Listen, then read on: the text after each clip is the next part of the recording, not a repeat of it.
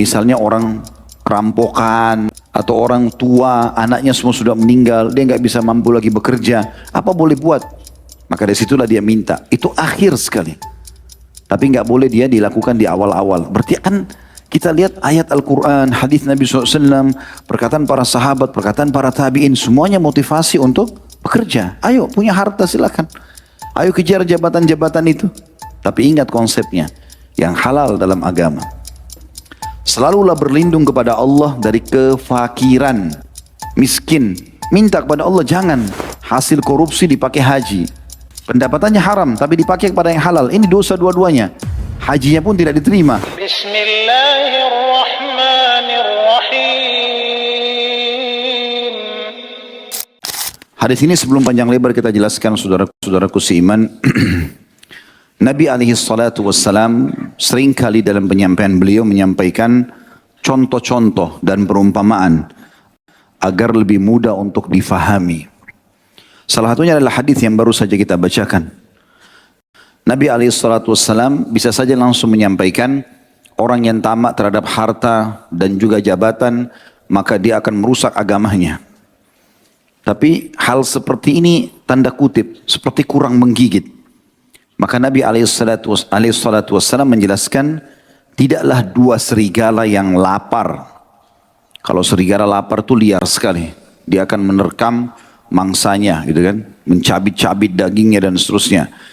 Yang dibiarkan di kandang kambing. Jadi kalau di luar pun serigala itu akan sangat liar dan bisa menerkam kambing atau domba setiap saat, apalagi kalau lagi lapar, ya, dan mengejarnya. Apalagi kalau dilepas di dalam kandang, maka kambing tidak bisa lari kemana-mana. Itu masih lebih ringan dibandingkan tamaknya seseorang atas harta dan kedudukan atau kemuliaan yang merusak agamanya. Perlu kita garis bawahi tentunya, ada titip pesan dalam hadis ini yang merusak agamanya. Teman-teman sekalian, ada pertanyaan untuk lanjut kita bahasan ini tentunya. Apakah Islam melarang kita untuk memiliki harta dan kedudukan ataupun jabatan atau kemuliaan? Jawabannya tentu tidak. Islam membolehkan itu, bahkan menganjurkan setiap penganutnya selalu mengejar prestasi-prestasi terbaik dari dunia ini. Dia dianjurkan menjaga nama baiknya, mengejar yang terbaik yang dia bisa miliki dari harta, kedudukan, nama yang harum, keturunan, pasangan hidup. Semuanya kita disuruh yang terbaik. Sudah sering kita sebutkan hadis Nabi SAW, kalau di tangan seseorang di antara kalian ada bibit tanaman dan dia tahu besok kiamat, tetap dia tancapkan. Abdullah bin Umar Anwa pernah menanam bibit kurma di umur yang sangat tua. Kemudian orang-orang di sekitarnya bertanya, untuk apa Anda menanam pohon kurma ini? Kecil, sekian tahun baru tumbuh, mungkin Anda tidak bisa menikmati. Maka sebagai seorang muslim dan mukmin yang faham agamanya, beliau menjawab, mengatakan, kalau tidak bermanfaat untukku, maka akan bermanfaat bagi orang yang datang setelahku. Artinya buahnya dan pohonnya. Tapi aku akan dapat pahalanya. Berarti ada prestasi-prestasi yang kita boleh untuk raih. Tetapi penutupan hadis ini menjadi jawabannya. Kalau sampai harta tersebut, jabatan tersebut tidak halal buat kita, bukan hak kita di situ, atau kita meraihnya dengan cara-cara yang salah, itulah yang masuk dalam hadis ini. Karena kalau tidak dijelaskan seperti ini, batasannya dulu, nanti orang kalau membaca hadis ini saja berarti orang tidak bisa punya harta, orang nggak bisa punya kemuliaan, karena nanti akan berbahaya, merusak agamanya. Padahal bukan itu yang dimaksud. Yang dimaksud adalah kalau sampai jabatan tersebut, harta tersebut, kedudukan tersebut merusak agama, dalam arti kata dimulai dengan kemaksiatan, dengan sikut sana, sikut sini hanya dapat jabatan, atau dengan mengambil harta dengan cara apapun walaupun itu haram, manipulasi data, menipu. Nah ini yang dimaksud. Maka ini yang dianggap atau masuk dalam kategori dosa besar. Oleh itu teman-teman sekalian, kita akan lebih jauh membahas insya-Allah di 2 poin kurang lebih saya akan membahasnya. Yang pertama dari sisi bagaimana Islam memotivasi kita untuk menjadi orang yang sukses. Misal kita lihat firman Allah Subhanahu wa taala yang kekal ditilawakan oleh orang beriman di dalam surah Al-A'raf ayat 32. Antum silakan buka itu. Saya bacakan Al-A'raf 32. A'udzu billahi minasyaitonir rajim. Kul man harrama zinatallahi allati akhraja li'ibadihi wat-tayyibati minar rizq. Qul hiya lilladina amanu fil hayatid dunya khalisatan yaumal qiyamah. Al-ayah. Artinya, siapa yang berani-berani, kata Allah, mengharamkan perhiasan-perhiasan yang sudah Allah keluarkan untuk hamba-hambanya dan rezeki-rezeki yang baik, buah-buahan yang segar, pakaian yang bagus, rumah yang bagus, tunggangan yang bagus, ya, dan segala macam ini. Siapa yang bilang itu diharamkan? Kecuali yang Allah haramkan saja. Kalau yang selain daripada itu semuanya boleh. Kata Allah, katakanlah hai Muhammad, semua itu disiapkan untuk orang-orang beriman di kehidupan dunia, dan nanti nikmat-nikmat ini dari pakaian bagus, makanan, minuman, pasangan, dan segala macam, itu akan khusus buat mereka di akhirat. Di surga nanti. Berarti orang beriman akan dapat di dunia, dapat juga di akhirat. Itu makna ayat. Berarti ayat ini sangat jelas menyuruh kita mengejar prestasi dunia. Memang Allah siapkan justru buat kita. Untuk orang-orang beriman. Orang beriman itu harus berpenampilan yang bersih, yang rapi, yang bagus. Makan makanan yang halal dan thayyibah. Halal dan juga berkualitas. Kita harus punya pendapatan yang bagus. Menjaga nama harum kita dan seterusnya. Ya. Dalam ayat yang lain, Allah subhanahu wa ta'ala berfirman dalam surah Al-Mulk ayat 15. A'udzu billahi minasyaitonir rajim. Huwa alladhi ja'ala lakumul arda dalulan famshu fi manakibiha wa kulu min rizqihi wa ilaihin nusyur. Dialah Allah yang telah menghamparkan buat kalian bumi, maka kalian bisa berjalan di atasnya, bisa bercocok tanam, bisa mengambil hasil dari bumi itu, dari tambang dan seterusnya. Dan makanlah rezeki-rezeki yang ada di situ. Dan ketahuilah hanya kepada Allah kalian akan dikembalikan. Ada perintah wa kulu min rizqi. Makan itu rezekinya Allah. Nikmati, silahkan. Juga di dalam surah Al-Jumu'ah ayat 10 tentang masalah apa yang harus dilakukan setiap muslim selesai sholat Jumat. A'udzu billahi minasyaitonir rajim. Fa idza qudiyatis shalah fantashiru fil ard wabtagu min fadlillah wadhkurullaha katsiran la'allakum tuflihun. Kalau kalian sudah selesai sholat Jumat itu, menyebarlah di muka bumi. Untuk apa ya Allah kami menyebar? Wabtagu min fadlillah. Kejar karunia-karunia Allah itu. Prestasi-prestasi terbaik. Kalau kita di zaman kita sekarang, titel akademika, prestasi jabatan terbaik di kantor kah, ya, dan seterusnya. Ya, pekerjaan-pekerjaan, investasi, semua yang baik-baik. Dan ingatlah Allah, atau berzikirlah kepada Allah dengan zikir yang banyak. Maksudnya ikutkan pekerjaanmu, menikmati rezeki itu dengan sesuatu yang benar. Ingat, kalau itu haram jangan, kalau halal silahkan. 5 huruf ini harus selalu kita jaga. Halal, ya, haram, dua-duanya 5 huruf. Ya. Halal nikmati, haram jauhi. Ya. Kata Allah, agar kalian termasuk orang-orang yang beruntung. Tentu banyak ada ayat-ayat Al-Quran seperti ini ya. Kita langsung pindah kepada hadis Nabi alaihi salatu wassalam. Di antaranya adalah hadis yang sahih riwayat Imam Bukhari. Kata baginda Nabi SAW, ma akala ahadun ta'aman khairan min an ya'kula min amali yadih. Wa inna nabiyallahi Dawud kana ya'kulu min amali yadih. Tidak ada sesuatu makanan yang dikonsumsi oleh seseorang lebih baik buat kesehatannya, buat nama baiknya, daripada yang dia dapatkan dari hasil kerja tangannya. Dan ketahuilah Nabi Allah Daud yang terkenal sangat saleh dan patuh kepada Allah, dia selalu makan dari hasil tangannya sendiri. Di dalam riwayat lain disebutkan riwayat Imam Muslim bahwasanya baginda Nabi SAW mengatakan Zakaria alaihissalam adalah tukang kayu, ya, bekerja. Juga diriwayatkan bahwasanya Idris alaihissalam, Nabi Allah yang mulia, kana khayyatan yatasaddaqu bi fadli kasbi. Dia tukang jahit dan dia menguasai bidang itu, kemudian dia hidup dari hasil itu. Bekerja. Juga Nabi SAW bersabda dalam hadis Bukhari, li an ya'khudha ahadukum abhulah.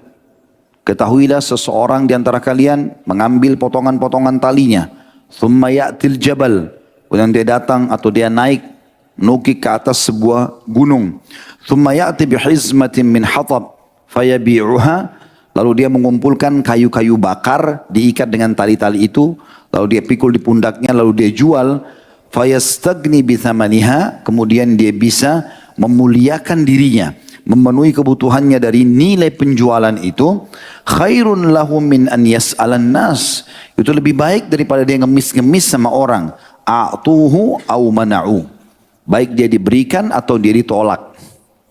Berarti ada motivasi yang sangat besar. Ayo kerja, silakan cari pendapatan yang baik.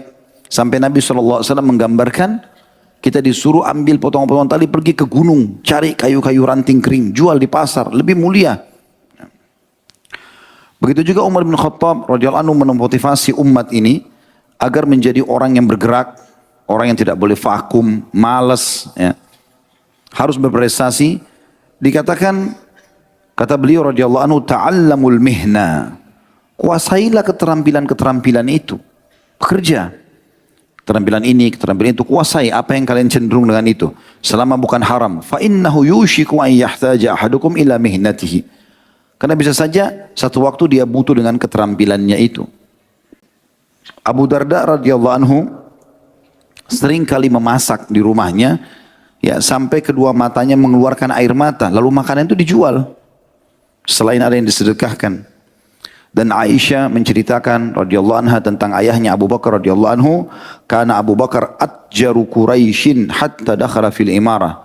Ketahuilah Abu Bakar itu adalah orang Quraisy yang paling berhasil dalam bisnis sampai dia masuk ke dalam pemerintahan.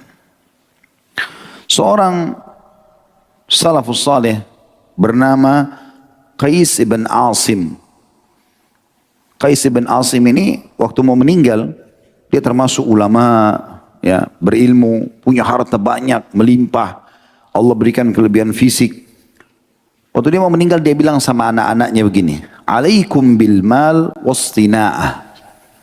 Kalian harus cari harta itu dan kelolalah dengan cara baik.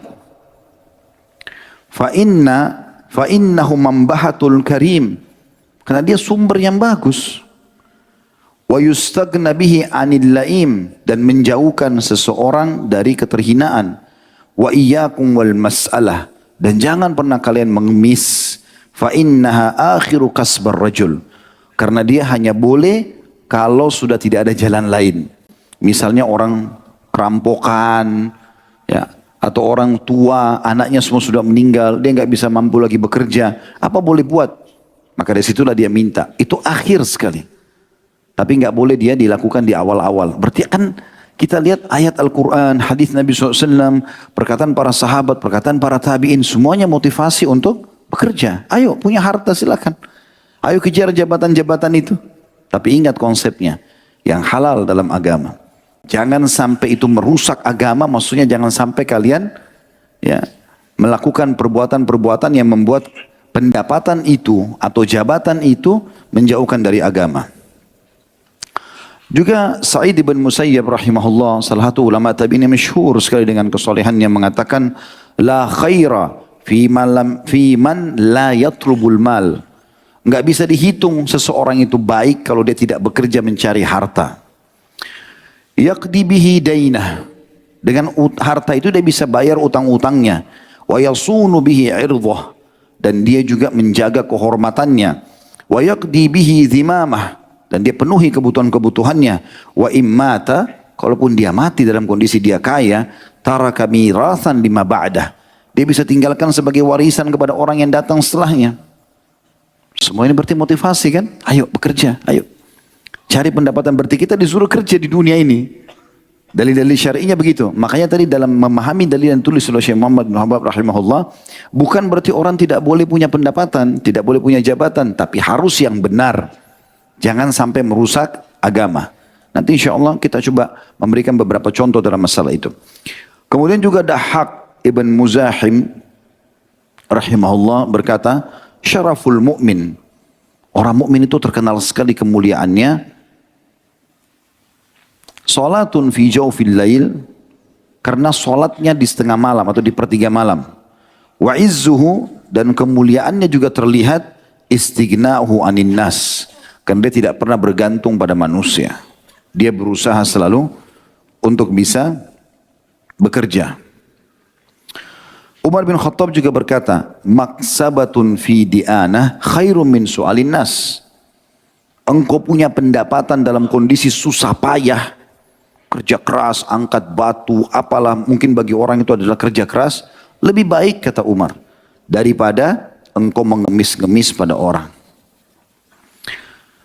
Diriwayatkan bahwasanya Luqman Al-Hakim yang terkenal dalam surah Luqman, ya, beliau pernah menasihati anaknya sambil mengatakan, ya bunayya, wahai anakku, istagni bil kasbil halal. Selalu cari pendapatan yang halal. Sebanyak mungkin kau mampu. Kejar prestasi duniamu itu. Fa innahu maftakara ahadun illa asabathu ihda thalathu khisal. Karena tidak ada orang yang tidak mencari rezeki halal, prestasi dunianya, harta dunia ini, jabatan yang baik dia cari, ya, kecuali dia akan ditimpa 3 hal. Rikkatun fi dinih, lemah agamanya. Orang kalau malas, pengangguran, gak punya pendapatan, lemah agamanya. Bisa dibeli dengan uang. Kita tahu di Indonesia ada orang murtad gara-gara, ya, sembako misalnya, gara-gara baju, lemah agamanya. Yang kedua, au dha'fun fi aqli, atau lemah akalnya.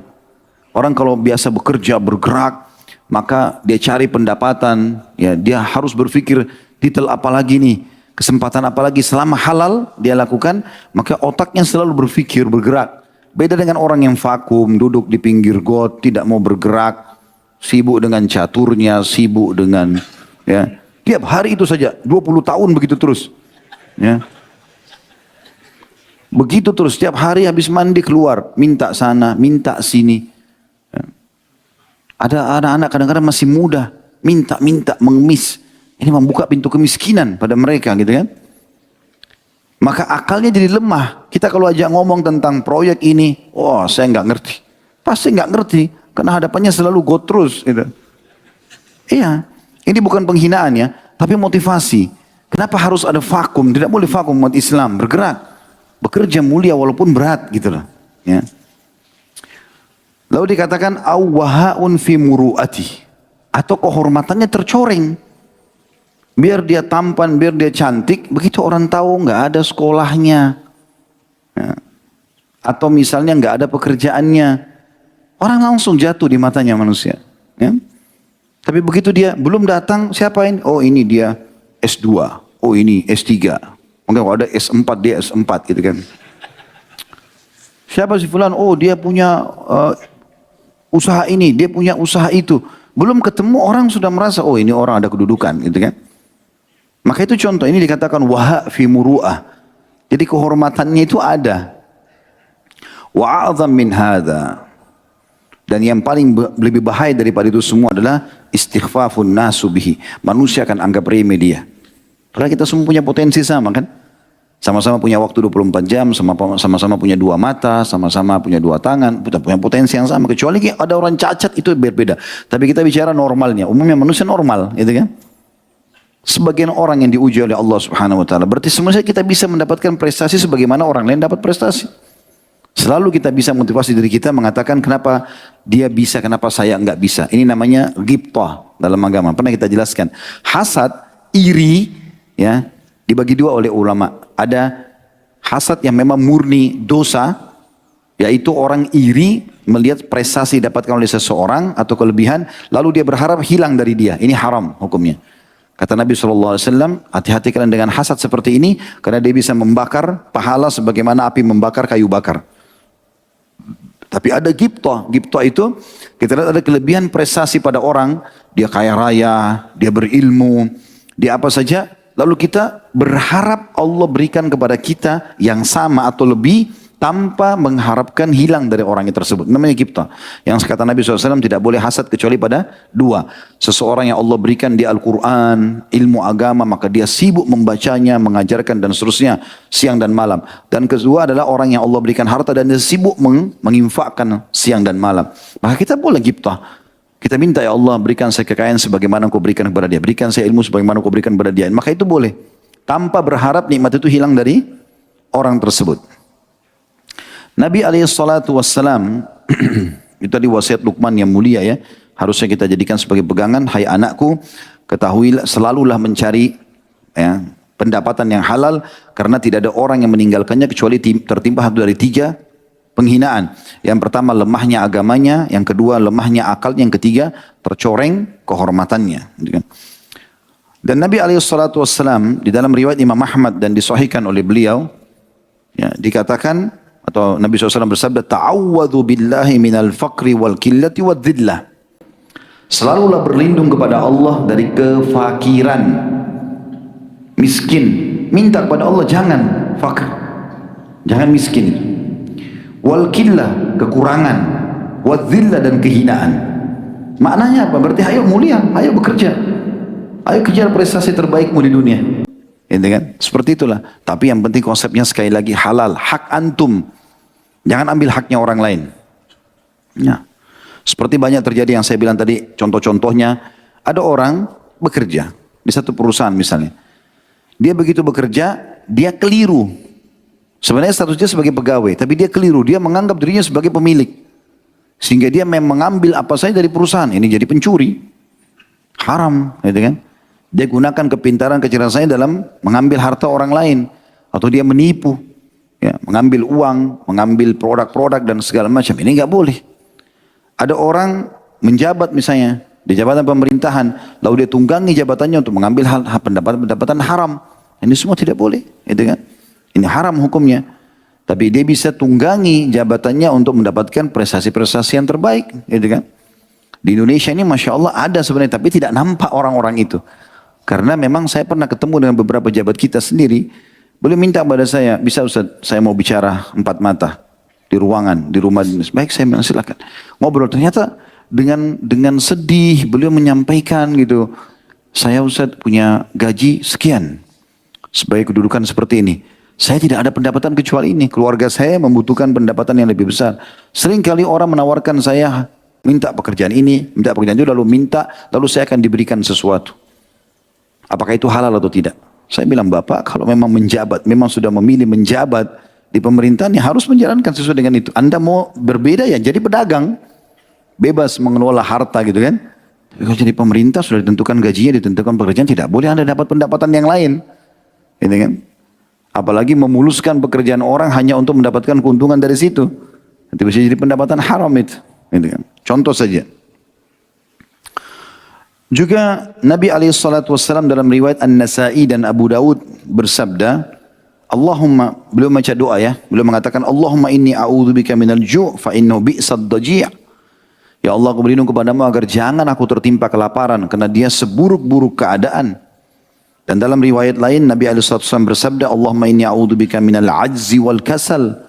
Ya Allah, aku berlindung kepadamu dari sifat malas, putus asa, wal jubun wal bukhul, pengecut dan juga pelit, wa galabatid dain, terlilit utang, wa qahrir rijal, dan dikuasai oleh orang-orang. Jadi makin kita bisa mandiri saja, gitu kan? Seperti itu maksudnya. Maka Umar radhiyallahu anhu juga mengingatkan kepada kita, mengatakan, inni la ara rajula fayu'jibuni syakluh. Kadang-kadang saya lihat orang, kata Umar, saya kagum lihat penampilannya. Paras wajahnya tampan, pakaiannya bersih, penampilannya oke, gitu kan.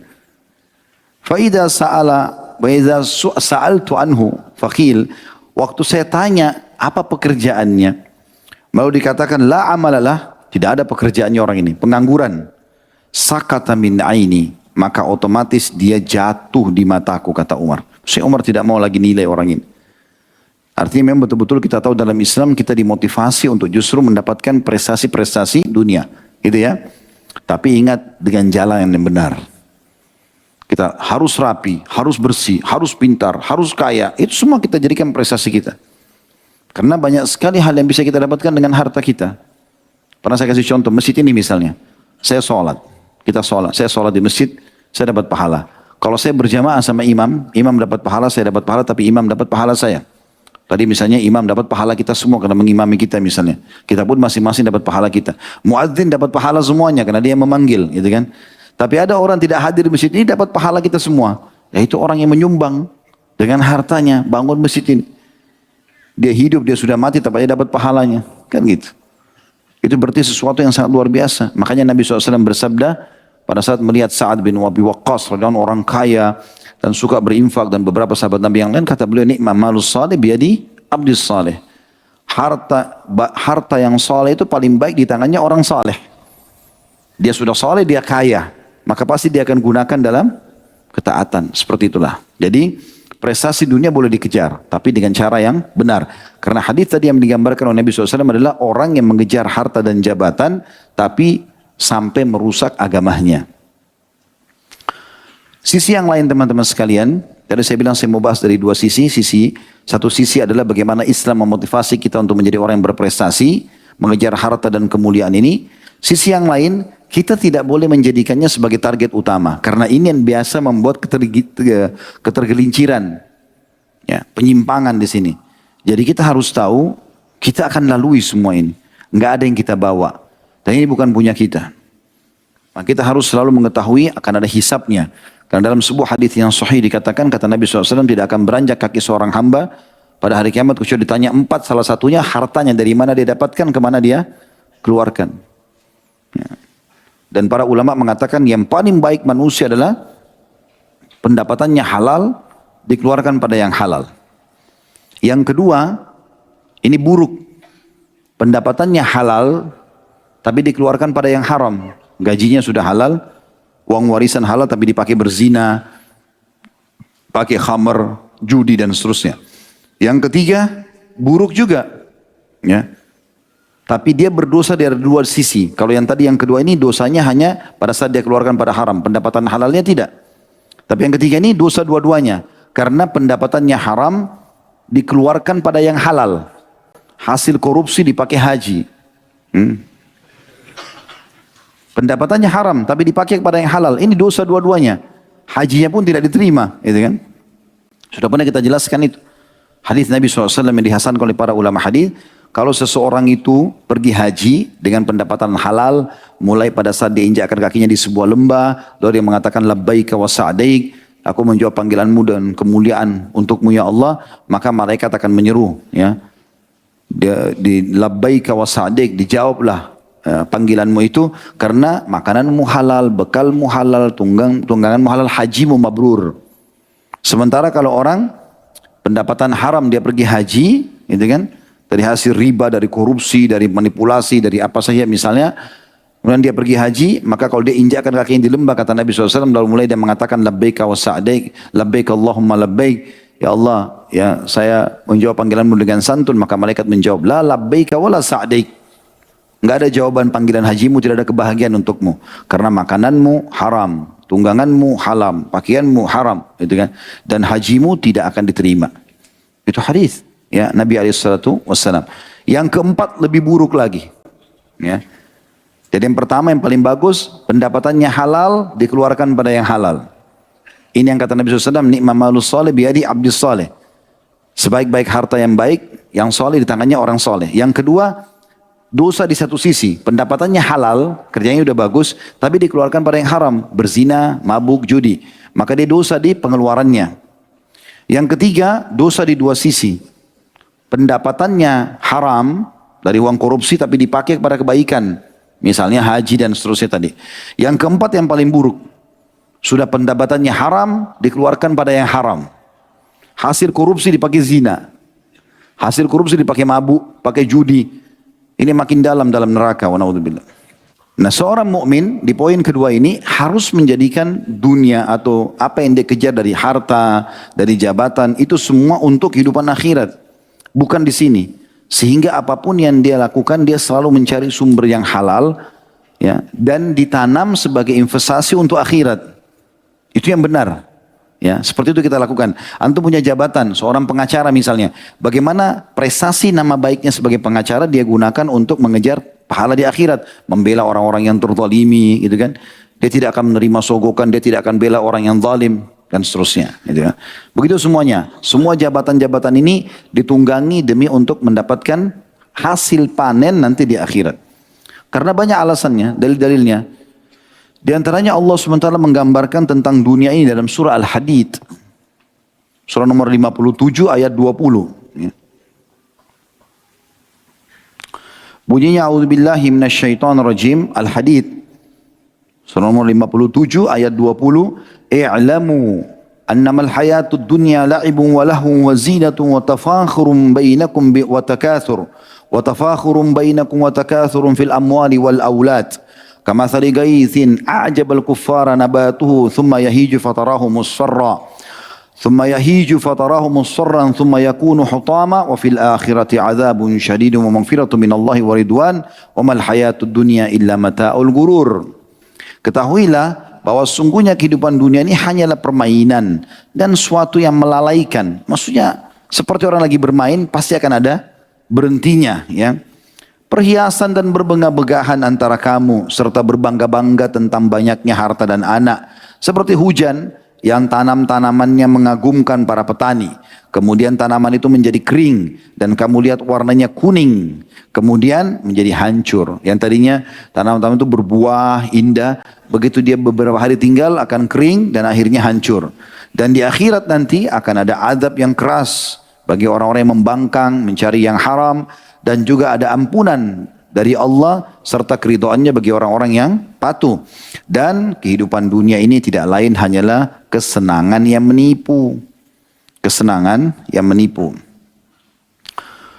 Ini teman-teman sekalian yang berhubungan dengan masalah ayat pertama. Yang kedua, Allah Subhanahu wa taala juga menyebutkan dalam surah Yunus surah nomor 10 ayat 24. Gambaran agar seorang mukmin selain satu sisi dia mengimbangi antara prestasi dunianya dengan dia tidak menjadikannya sebagai target, gitu kan? Bunyinya a'udzubillahi minasyaitonirrajim innama mathalul hayatid dunya kama'in anzalnahu minas sama'i فاختلط به نبات الأرض مما يأكل الناس والأنعام حتى إذا أخذت الأرض زخرفها وزينت وظن أهلها أنهم قادرون عليها أتاها أمرنا ليلا أو نهارا فجعلناها حصيدا كأن لم تغن بالأمس كذلك نفصل الآيات لقوم يتفكرون. Artinya perumpamaan kehidupan dunia ini seperti air yang kami turunkan dari langit, air hujan. Maka dia pun ya, jatuh ke bumi kemudian menumbuhkan banyak biji-bijian dari bumi tersebut, ya hasil pohon-pohon, buah-buahan yang dimakan oleh manusia dan juga hewan-hewan. Dan ketika bumi itu sudah menjadi indah dan terhiasilah dengan tanaman-tanaman yang indah dan penghuninya mengira bahwasanya mereka mampu untuk panen, maka tiba-tiba datanglah ya perintah kami untuk menghancurkan semua itu di malam ataupun di siang hari. Maka kami jadikan dia binasa, hancur lebur seperti belum ada sebelumnya. Begitulah kami berikan perumpamaan bagi kaum yang mau berfikir. Maksudnya adalah dunia seperti itu keadaannya. Jangan kita jadikan sebagai target utama karena tidak ada yang kita tinggalkan. Kapan kita meninggal, orang hanya akan mengatakan, oh itu rumahnya dia, oh itu sepatunya, oh itu motornya, oh itu mobilnya, oh itu ini dan itu. Ya. Dia pernah jabatan ini. Antum dikenang ya sebulan pertama, 2 bulan, setahun. Sekarang di sini teman-teman, kita jujur yang hadir di sini. Apakah antum masih tahu prestasi apa yang dimiliki oleh kakek bapak antum? Tidak usah, ini kan kalau kakek kita ya, kakeknya ayah kita. Ya, di atas kita. Kita kadang bahkan tidak tahu namanya. Banyak yang saya tanya, siapa nama antum? Fulan. Nama ayah siapa ini? Nama kakeknya dia tidak tahu. Kalaupun tahu nama kakek, siapa namanya ayahnya kakek nggak tahu. Apalagi kalau kita tanya 7-8 jalur ke atas, dia bakal tidak tahu. Artinya ada saat di mana kita nggak dikenang lagi sama orang-orang. Belum tentu kuburan kita didatangi, belum tentu kita dikenang. Walaupun di zaman kita sangat luar biasa, berjaya. Kecuali memang yang orang-orang ini subhanallah yang kita lihat sampai kepada kita sekarang orang-orang saleh dari kalangan para nabi, sahabat, itu yang dikenang. Orang-orang yang cuma dunia urusannya ini tidak akan dikenang. Akan habis nama mereka. Semua akan dibagi warisan gitu. Nabi SAW menggambarkan dunia ini. Sekali lagi, selain satu sisi kita disuruh kejar prestasinya, tapi di sisi lain kita ya, diperintahkan untuk tidak menjadikannya sebagai target. Silakan kaya raya, silakan pintar, silakan sehat, tapi itu sebagai investasi ke akhirat. Sehingga selalu sifat kita nih di dunia ini kejar pahala apa lagi nih, pahala apa lagi dari orang di depan kita. Kalau kita punya duit sibuk membantu orang sana sini, gitu kan. Seperti itulah. Karena kata Nabi SAW, Wallahi mad dunya fil akhirah illa mathalu ma yajal ahadukum isba'ahu hadhihi fil yam falyandur bima yarja'. Hadis riwayat Muslim. Demi Allah kata Nabi SAW, dunia ini kalau mau dibandingkan dengan akhirat tidak akan pernah ya, bisa dibandingkan, karena perumpamaan dunia ini hanya seperti jari telunjuk seseorang di antara kalian yang dia celupkan ke dalam lautan lalu diangkat. Lihatlah berapa banyak tetesan air yang ikut di tangannya. Jadi maksudnya akhirat itu laut yang luas, dunia ini hanya seperti air yang ada di jari kita yang kita celupin lalu kita angkat. Cuma sedikit yang tersisa. Begitu juga Nabi SAW pernah melihat bangkai kambing di pasar, kemudian menawarkan kepada para sahabat untuk membelinya, lalu mereka menolak, memberikan gratis juga mereka menolak. Lalu kata Nabi SAW, "Fawallahi lad dunya ahwanu 'ala Allahi min hadza 'alaikum." Ketahuilah kambing ini ya, atau dunia kalian masih lebih hina daripada kambing ini di hadapan Allah Subhanahu wa taala. Itu riwayat Tirmidzi. Hadis riwayat Imam Ahmad berbunyi, kata baginda Nabi SAW, "Inna mat'am ibni Adam ju'ila mathalan lid dunya. Wa in kazzahahu wa mallahahu fandur ila ma yasir." Sesungguhnya makanannya anak Adam yang kita makan ya, dijadikan perumpamaan tentang dunia ini. Bagaimanapun hebatnya dia bumbuhi ya, sampai wangi, sampai warnanya bagus, dia berikan garam, lihat ujungnya menjadi apa. Lihat ujungnya menjadi apa. Seperti itu penyampaian Nabi SAW. Juga Nabi SAW bersabda kepada Dahhak ibn Sufyan radhiyallahu anhu, "Ma ta'amuk?" Apa makananmu? Qala ya Rasulullah al-lahm wal laban. Wahai Rasulullah, susu dan daging atau daging dan susu. Qala thumma yasiru ila madza? Setelah itu jadi apa itu? Qala ila ma qad alimta, seperti yang Anda sudah tahu ya Rasulullah. Pasti jadi kotoran maksudnya, tapi boleh dengan sopan mengatakan ini. Qala fa inna Allah ta'ala daraba ma yakhruj min ibni Adam mathalan di dunia. Ketahuilah Allah telah menjadikan perumpamaan yang keluar dari anak Adam ya, kotoran itu perumpamaan untuk dunia. Oleh karena itu teman-teman sekalian, kita dianjurkan ya, sebagaimana wasiat Jibril alaihissalam kepada Nabi Muhammad SAW, wasiat yang sangat mulia. Bunyinya itu, "Ya Muhammad," kata Nabi SAW, "Atani Jibril." Jibril satu hari pernah datang kepadaku. Faqal, lalu berkata, "Ya Muhammad, wahai Muhammad, ish ma syi'ta fa innaka mayyitun." Hidup sesukamu, tapi pasti kau akan mati nanti. "Wa ahbib ma syi'ta fa innaka mufariku." Wa ahbib man syi'ta fa innaka mufariku. Cintai siapapun yang kau sukai, tapi tetap kau akan berpisah dengannya. Wa'mal ma syi'ta fa innaka majziyum bihi. Berbuat sesukamu, kau juga akan dibalas dengan perbuatanmu itu. Wa'lam anna syarafal mu'min qiyamuh. Ketahuilah kemuliaan seorang mukmin di salat malamnya, wa izzuhu istighna'u 'anil nas. Dan kemuliaannya dengan dia tidak bergantung pada manusia.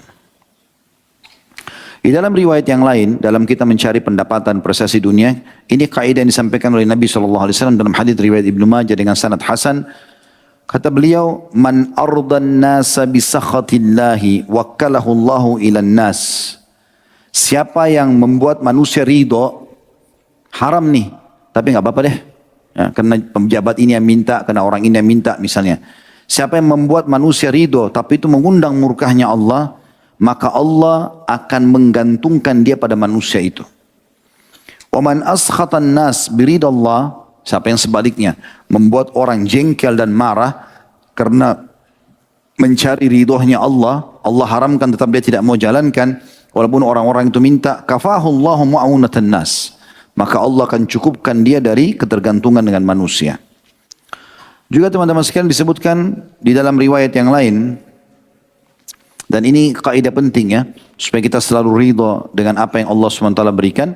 Kata Nabi SAW dalam hadis Bukhari, disebutkan dalam adab mufrad, man asbaha minkum aminan fi sirbih. Siapa yang bangun pada pagi hari dia aman di tempat tinggalnya. Ini ada dua bacaan, sirbihi atau sarbihi. Semua bermakna tempat tinggalnya atau wilayah yang sedang dia ada. Aman. Mu'afan fi jasadi. Sehat badannya.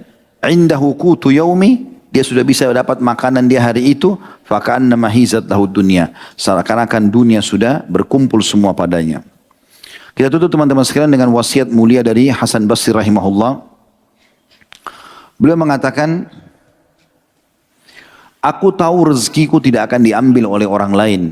Allah sudah tentukan, tidak akan pindah ke tangan orang lain. Karena itu hatiku selalu tenang. Aku tahu amalku tidak akan dikerjakan orang lain. Karena itu aku sibuk beramal saleh. Tidak mungkin ada orang yang sholat buat aku segala macam itu. Aku tahu Allah Ta'ala selalu memperhatikanku. Karena itulah aku malu jika Allah melihatku dalam maksiat.